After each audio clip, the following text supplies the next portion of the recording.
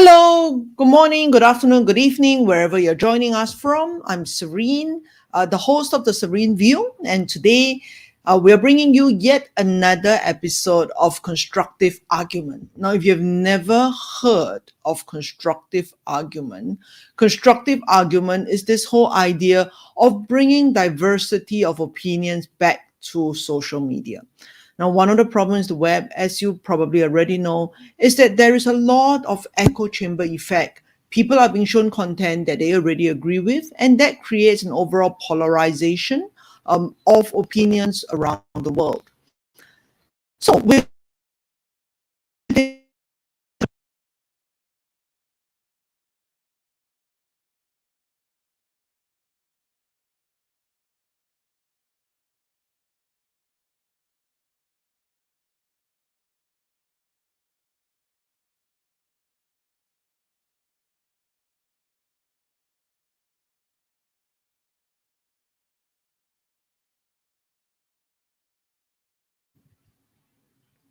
Okay, so one of the issues that has happened today is the day of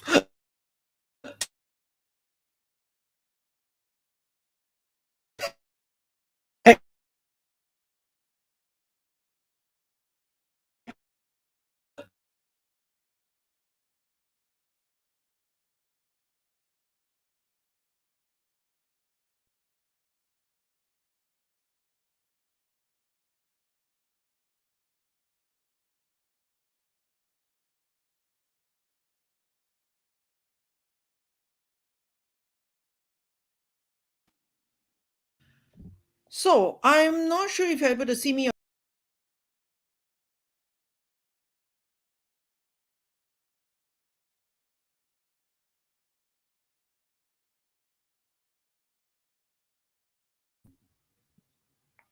So I'm not sure if you're able to see me or hear me, as I said. But today is a technical day of technical difficulty.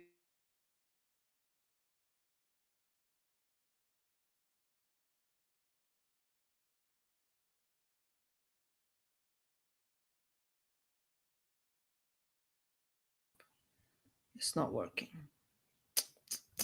This really is a problem. Oh dear. Okay. I am going to have to, I think, come back a little while later with more of this because it does not seem to want to work at all. I do not seem to be able to get.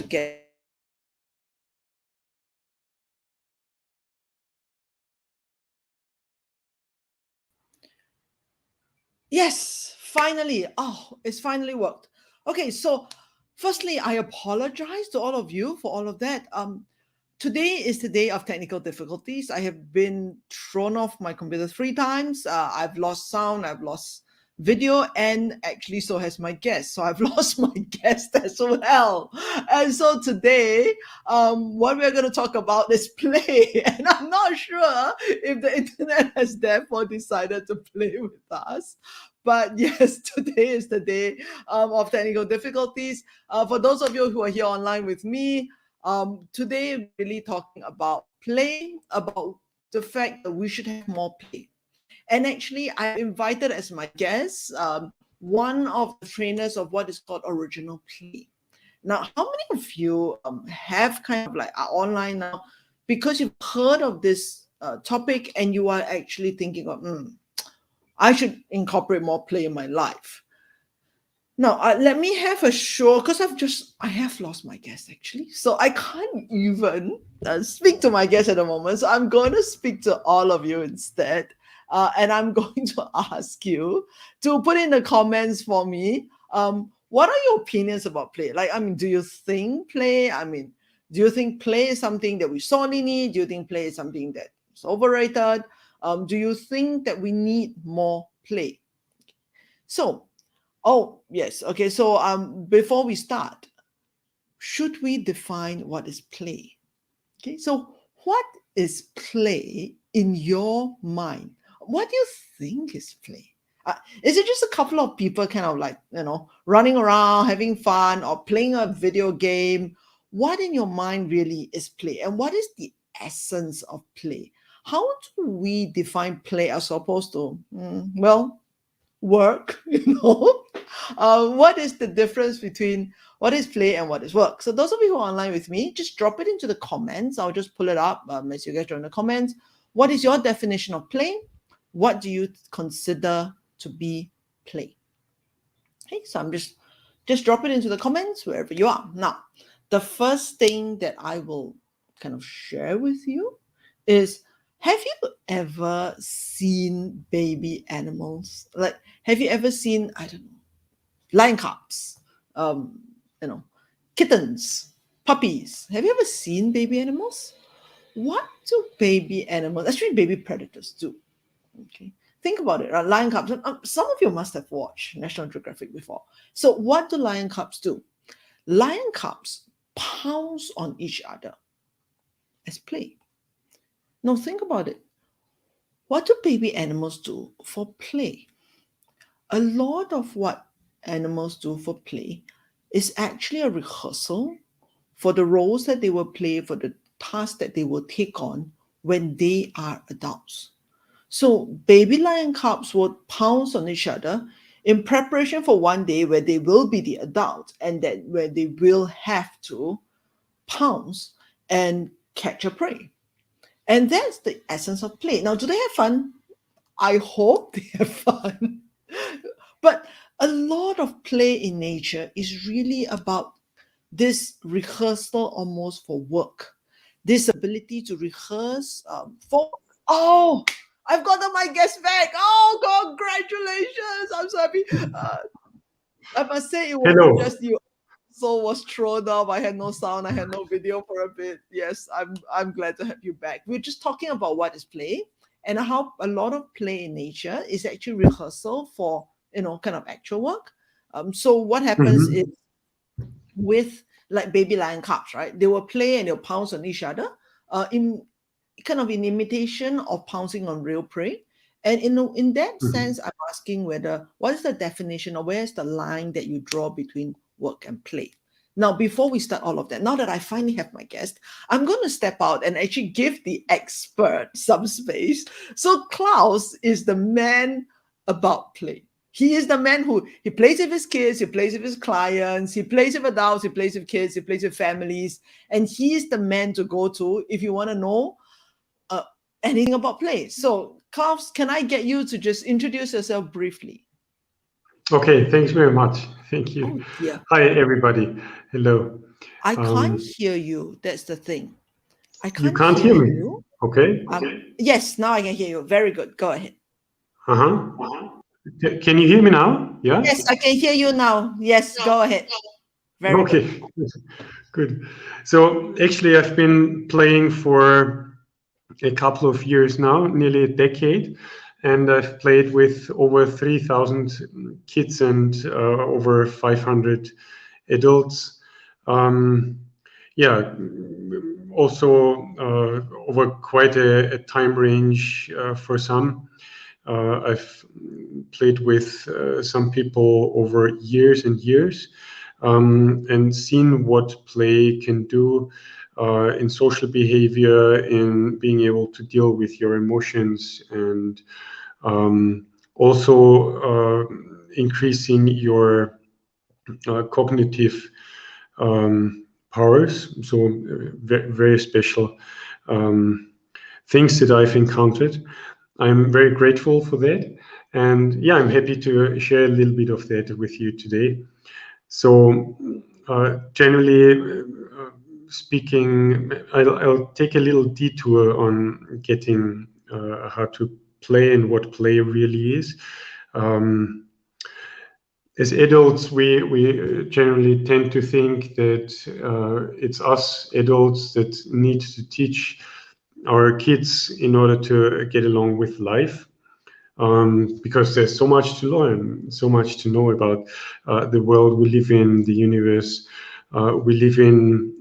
There's so much science out there. There's a lot to learn about how we physically function, about how we think that we emotionally function, and all that has to be learned intellectually. We quite often think that the most. I'm sorry? No, I was just going to interrupt you and actually say, before we go into all of these like benefits and so on of play, which I'm sure you're like raring to tell us, I want to start with a very simple thing, which is, what is play? I mean, what would you define as play, as opposed to like everything else that we do? I was getting to that point, but with a little detour. No worries. I have a very particular definition of play that might be different from definitions other people would give the term play. And the detour that I was taking in order to explain that was that we as adults have a very particular view about all what surrounds us, and we think that our adult view is the one that counts and the one that makes the universe work. And kids are actually the ones who are there, who invite us to have a little bit different view about things. And actually, kids are the ones that can teach us a lot more about social life, about emotions, dealing with emotions, than we might think. And it's that they invite us to enter a world which functions completely different than our adult world seems to function, and that is play. I'm going to stop you there, actually, Klaus, and I'm going to ask you this question, which is, it functions a lot differently than our adult world seems to be functioning. Now, my question is this the way it's supposed to function? Or do you think our adult world is the way that it's supposed to function? What do you think? So what I'm asking you is the world dysfunctional because we have thrown play out the window, or actually the world is perfectly functional and play is a thing that we should get out of after we've stopped being adults? What do you think? I think a lot of the problems we're having as societies and as adults getting along with each other come from not playing enough. And having, scientifically speaking, the thing when we lose connection to what we have as little kids starts between ages 1 and 3 years, and in those ages we already get to be little adults, if you like to say, where we out of that eagerness to learn.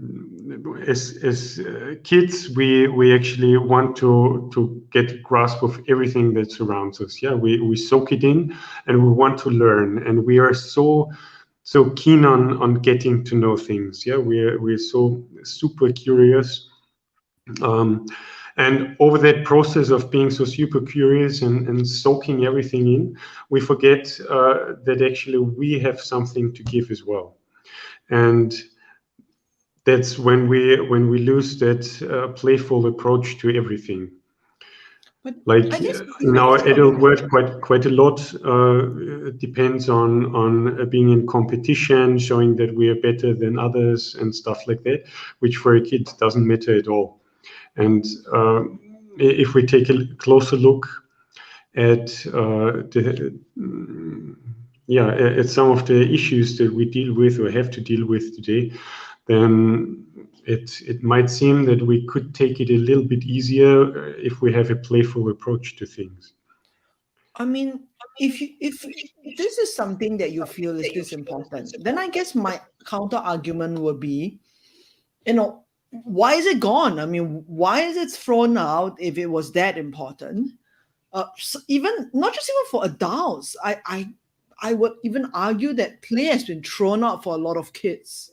I mean, Sure. kids Yeah. aren't playing much anymore. They're studying, they're doing sports, and so on. They are not Mhm. playing much, right? So Yeah. if this is that important, why was it even thrown out? We learn from our surrounding. Yeah, we being born in this life, in this world. We take quite a bit of I say legacy with us.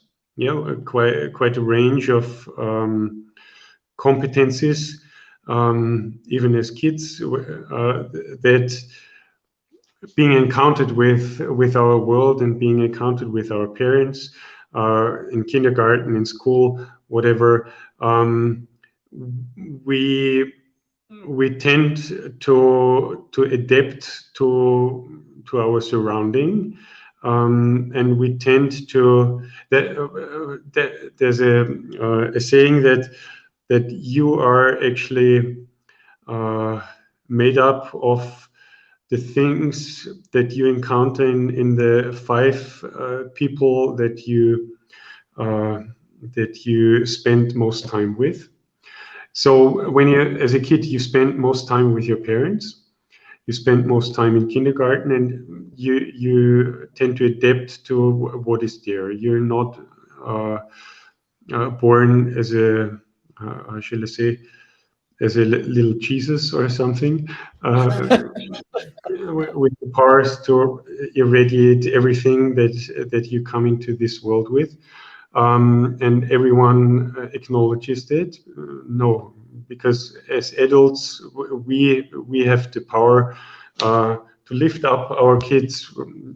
We're bigger, we are stronger.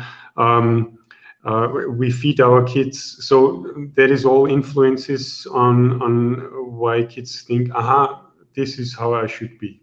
So that's the But way you how see, we adapt to that, and I how mean, we Klaus, use to play. no, I was going to say, Klaus, look, if the environment is such that, it prevents play, put it that way, whether it be in the Yeah, preschool, whether it be at yeah, home with your yeah. parents, if the environment is such that people need to get used to not having play, then, Mhm. why are you arguing that we need play? Because quite obviously, if we Mhm. are grown to be creatures of the environment, in order to Mhm. adapt well to this environment, then we actually have to have less play and get used to working harder. Uh-huh. If you, it depends on the concept that you want the world to be, and what you want to reach as a goal in your life, maybe also. So I, for myself, I want things to run easy, smooth, and I want to achieve most of what I put on effort into things that I do. Yeah, so Okay. I tend to be a very effective worker. So what I like to achieve is that I want the things that I have to work with other people to function very properly, to get things on track very properly, to have things done in time, and in order to achieve that, I have to cooperate, and cooperation is something that needs many skills that include also that I am resilient with a lot of very stressful situations, and when I lose that resilience, the whole teamwork suffers from that. Okay. And So, what makes me resilient is actually that I have a very playful approach to everything I encounter, so and can I that just playful approach. sorry, I'm just sorry. interrupt you and summarize to say that you're basically saying that by playing, Yeah.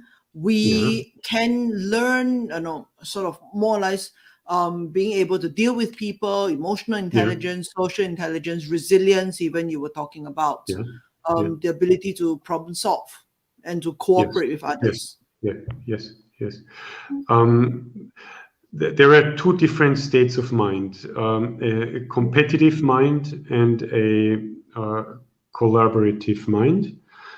The competitive mind actually shuts off quite a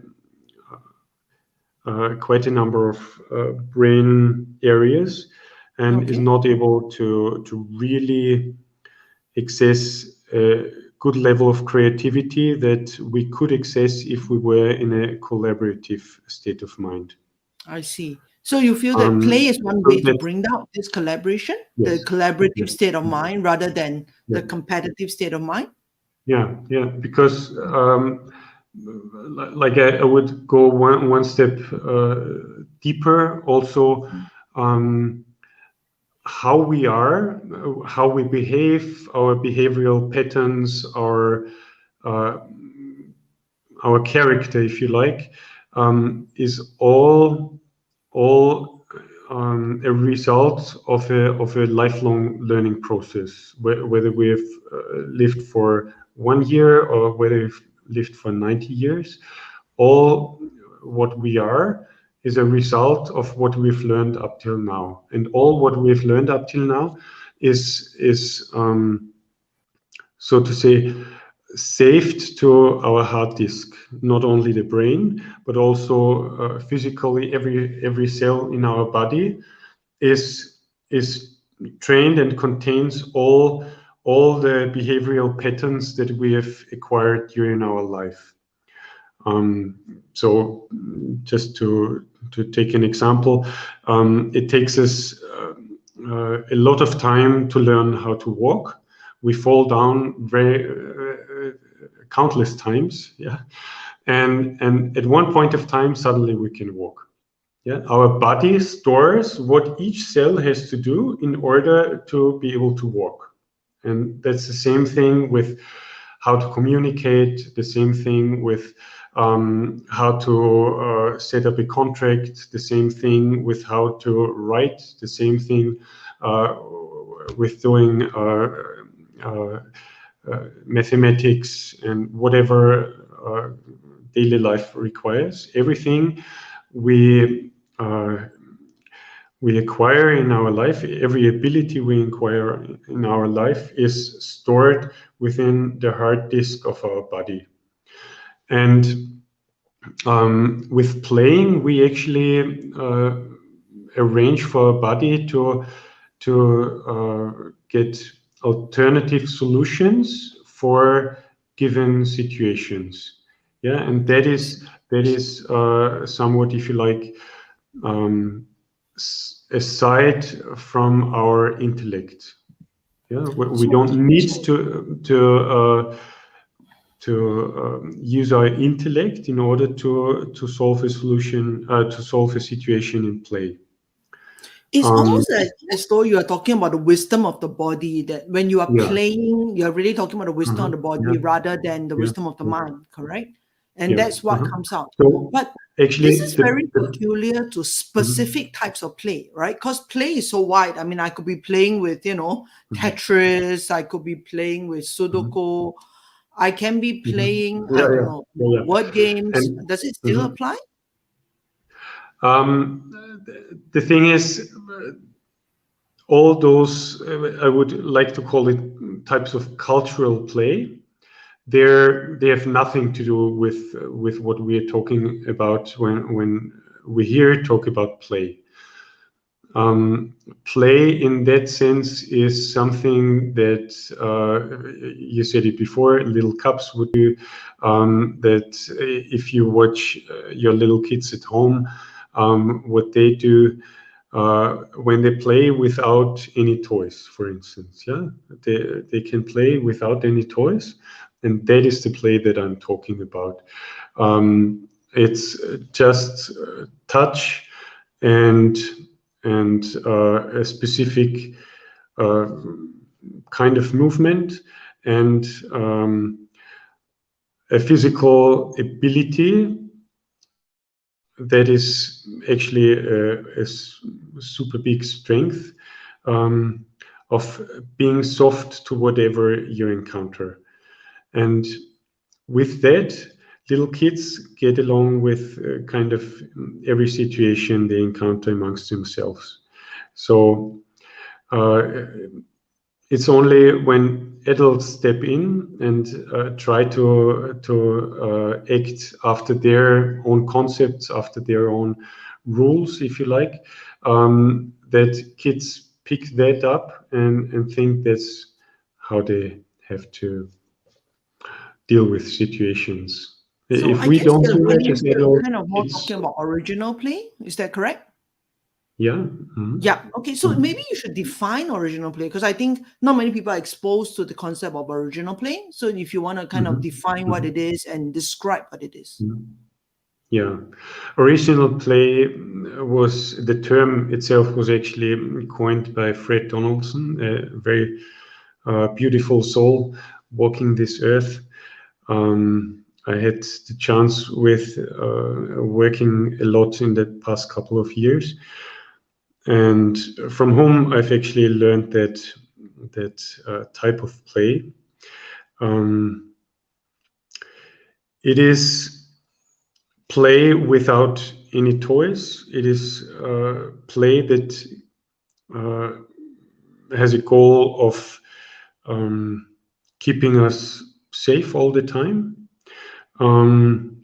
And with that, it is also like a practice. It is a way of encountering life. It might be seen as a philosophical concept as well, but actually it derives really very much from practice. And it is the thing that actually connects, or would connect, every living being if we take a closer look. Little kids play that, wild animals play that, and they all play in the same way. They look not to hurt each other, keep each other safe, and train each other in really letting go of things. And Fred takes that very specifically. So I guess for those of us who've never seen it before, I mean, original play is a form of play that is modeled after what wildlife does. I mean, earlier on I talked about, lion cubs pouncing on each other. Today I shared a video about polar bears playing with dogs, but really that's the concept behind original play. So kind of, it's free play, it's physical, at the same time it's safe, and basically that's the concept behind it. But I think when we talk about whether we should have more play, would you agree with me that actually there's a huge definition of what involves play? Because everything from things like, adults going home and then going on their mobile phone to play games, to, people just having almost like a joking banter with each other, then those are all different forms of play. So in your opinion, do you think that all those forms of play are equally beneficial, or is it only specifically to original play? So of course I can only talk about my experience. Yeah, when I play a game on my mobile phone, for instance, yeah, what it does, it's focusing very much my attention on a very, very, very specific sort of, what shall I say, sort of, let's generally call it situation, yeah, where for instance I'm needed to fill out squares with color or with no color, depending on numbers that are, I don't know the name of that game. I like to play that, but still it's a very specific, very narrowing my mind type of game. Yeah, and so that's maybe also the difference in the expression. So it's not play, but it's playing a game. And play, in the sense that I'm talking about, is really something that would very much open up your mind. Yeah, it takes away the concepts, the categories we have in our mind, and it helps really being in the moment. And being in the moment, es geht jetzt gar nicht, Joanna. Being in the moment. Joanna, du machst mich nervös, bitte. Ich bin am Telefonieren in einer Videokonferenz. Entschuldigung. Okay. Ja, She can come and play with you, I'm maybe.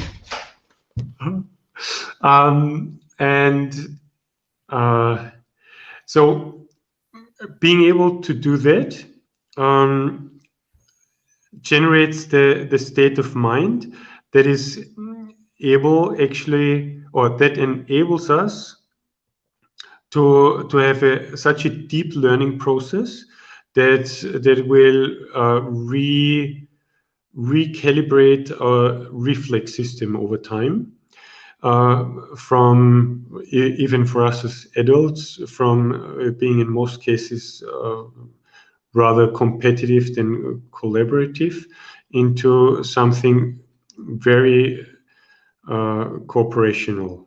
So that's what is taking part on a physical level, and that is only achieved if we use our body, if we use our emotions, and not by just using our eyes and thumbs when we play, for instance, on our mobile phones. But And I it is was gonna also say, actually, done only. I'm sorry. No, I was going to say, Klaus, it takes a lot of Yeah. almost training to do the kind of play that you are thinking about, right? Yeah. Because I mean, I've gone for the course before. I have tried it myself, but now I have a child. He's 8 years old, and you tell me that, would I dare to do that kind of physical play with him? No, no, because my first idea will be, oh my goodness, do I have the space in my house? Even if I did on the bed, will I fall off? So I think there's a lot of I think we are very out of touch, put it this way, with physical play. And I don't think that many of us will feel comfortable doing physical play. And certainly, I think outside of the parent-child relationship, you were telling me that you also do this for, businesses and so on. I don't see how this is going to work. Yeah. So the thing how to adapt that kind of play for the adult world and business world is, of course, a completely different issue. Yeah, when you do seminars with maybe we take it. with management, we take it as two different things. We take it as, okay, first let's look at this whole idea of playing, right? Like you said, okay, it's not just playing on the thumbs; it's really physical play, emotional play. But how many of us, I will honestly say, have the knowledge or the experience to dare to do it? Even after I've attended like a couple of days course, I wouldn't do it, right? So we don't have the capacity for this kind of play. I'll argue, say that many of us don't have the capacity anymore. So what do we go? Where do we go from here? Let's start with the easiest one. Like even with our kids, right? Where do we go next from here? On your carpet. You go on your carpet. I was going to tell you, I live in Singapore. We are too hot to have carpets. I don't have a carpet. Okay, whatever. You go to your mattress on your bed. You pull the mattress off your bed so you're closer to the floor. Nobody can fall down your bed. And you just lie down. And you watch what your kids are doing. Yeah. And the way you engage with your kids is not that you might be acquainted with you're the one taking responsibility of everything, you're the one guiding what is going on, but you're the one learning. And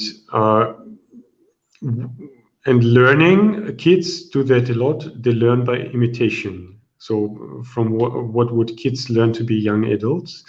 They learn from imitation. So we do the same thing in the other way around. We imitate our kids. And if they sit like upright, legs crossed, for instance, so we imitate that as well. We do the things that our kids do.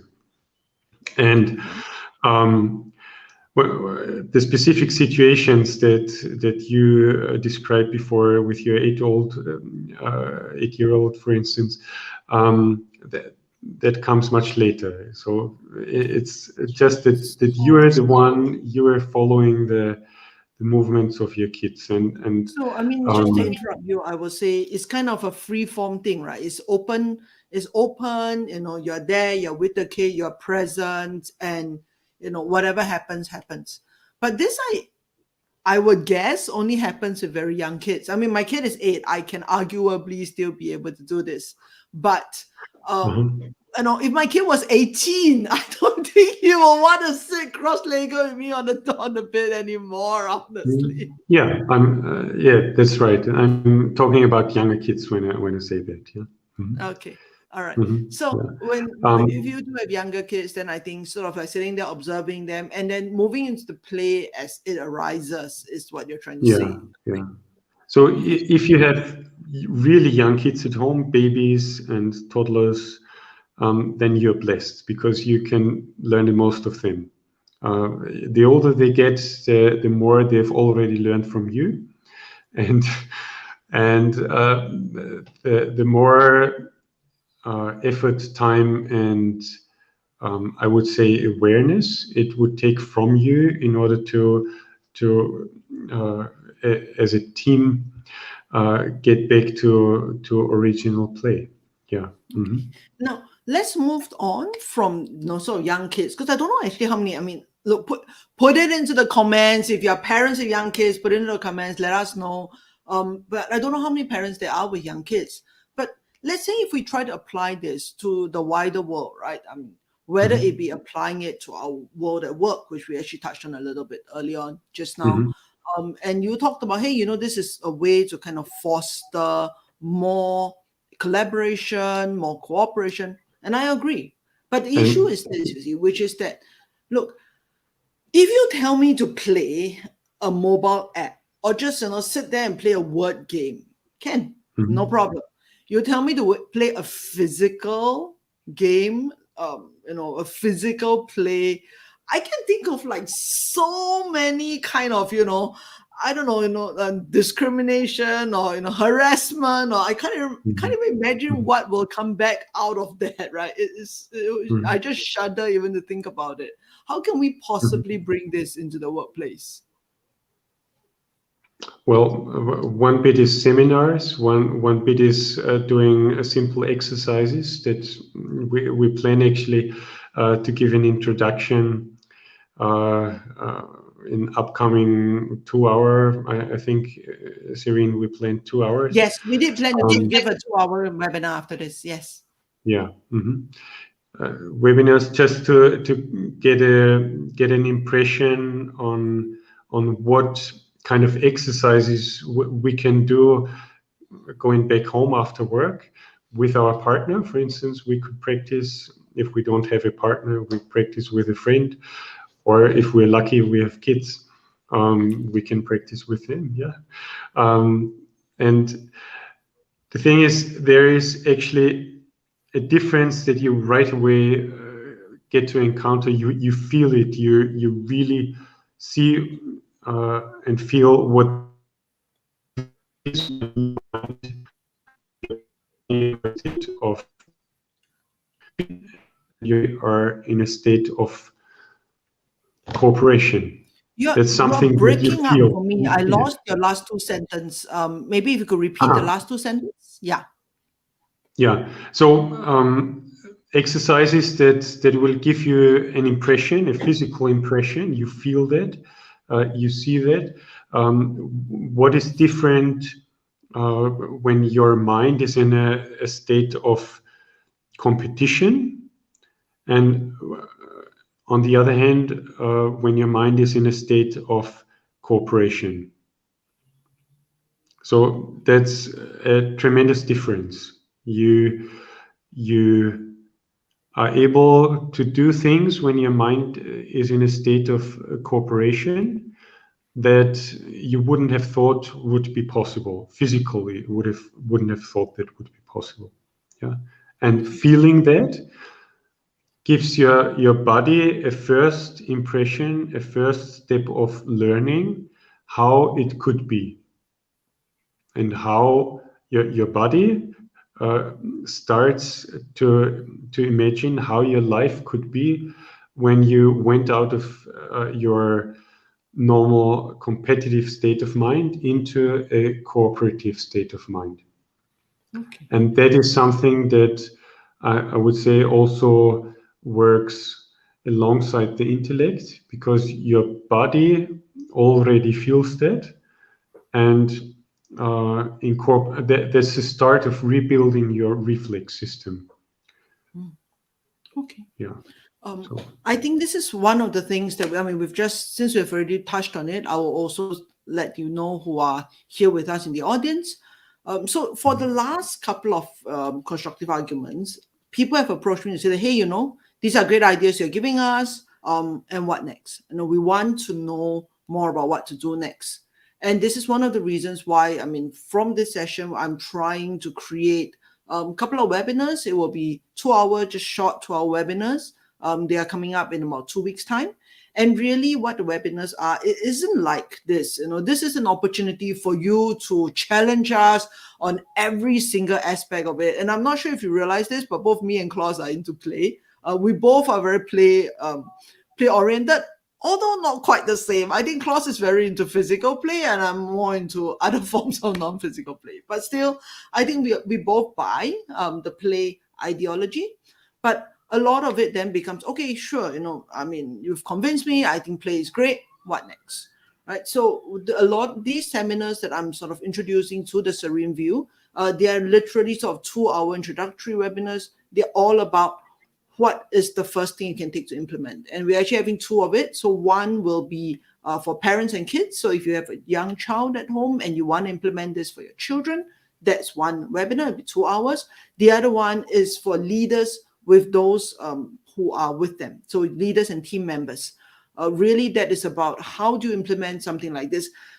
Not asking you to go and do physical play. Anyway, we are in the age of Zoom, so that's not possible. These will all be Zoom webinars. But what we are asking you is to implement that mindset of stepping out of competition and going into collaboration. I know that still a lot of leaders who think in kind of the red ocean way, or we've got to go out there, we've got to kill our competitors, we've got to be competitive. But I think coming out of a huge pandemic, we have kind of realized that the paradigm for work and for the world has changed. And I think we need to look at a new paradigm of, hey, is there a way we can collaborate? And honestly, play or playfulness is a great inroad, to collaboration, a great way to help people step out of competition and step into collaboration. Because I think once you have that playful mindset, there's a lot more possibilities than without. So we're also coming to the top of the hour. If there's one last thing that you want to leave our audiences with, Klaus, what would you want them to remember out of this session? Take every chance to play, and also take everything that you encountered during your day as an invitation to play. And of course, that could be hard. Sometimes you might think, how could I take that as an invitation to play? But life gets much easier if you do. Give us an example of that. Give us an example of something that is hard, that you have taken as an invitation to play.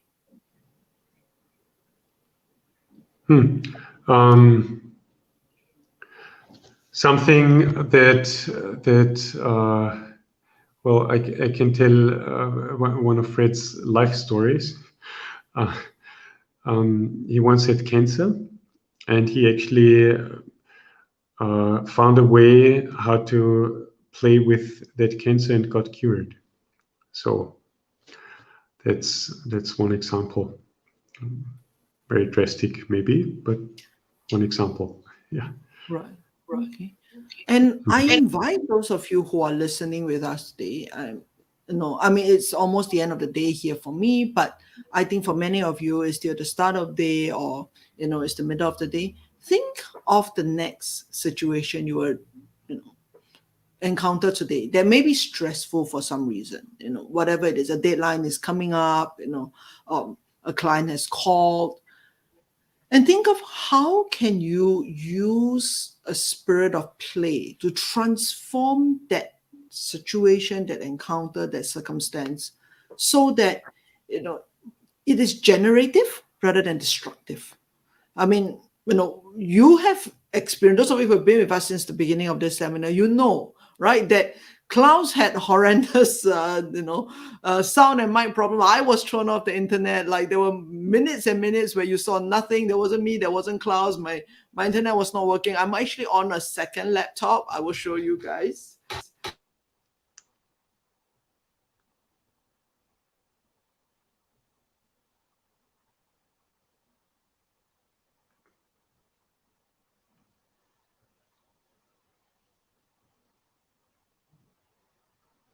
Maybe your mic is off, Serene. My mic muted.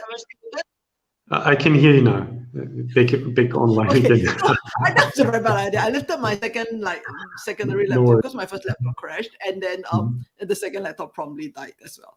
No, what I was gonna say is, I mean, I can sit here and be upset and be, stressed out about all of the stuff that has happened today just in this session alone, right? Or we can play and have fun and make a joke of it, and we can roll with the punches. And I think that, in essence, is the spirit of play. It's taking all of these, difficult circumstances that life throws at you anyway, and think about how can you roll with the punches and how can you find some fun out of it, right? I mean, I am sitting here going like, look, all this technology, and still we cannot get online, right? Just the simplest sound and video. Klaus have problem, I have problem, and it all has to happen at the exact moment we go on live, right? I kid you not, it was working perfectly well for an hour before I just had to go on live, right? So that's life. And I think that is the spirit of play, is to go out there and think about how can I play with this and how can I have fun, rather than, how can this thing kill me and I'll be fresh and stressed. Okay. So for those of you interested, I will leave the links, the registration links for both of the webinars. They will be on 13th of October and 16th of October. 13 is the one for business leaders and their team members, and 16 is the one for parents with children. So same principles, but just slightly different. They're all 2-hour Zoom webinars, and I'll leave the registration link inside the comments, and you can register for them. Okay. So anything else you want to add to this, Klaus? Thanks, no. Have a beautiful day or a beautiful night. Yes. So thank you very much to all of you who have joined us today. Have a wonderful morning, afternoon, evening, wherever you are. And next week, we are going to talk about the absurdities of the corporate world. Okay. And that will be, my guest will be Dennis Bernard. Same time next week. See you. All the best. Have a good time. Thank you. Yes. Bye. Bye.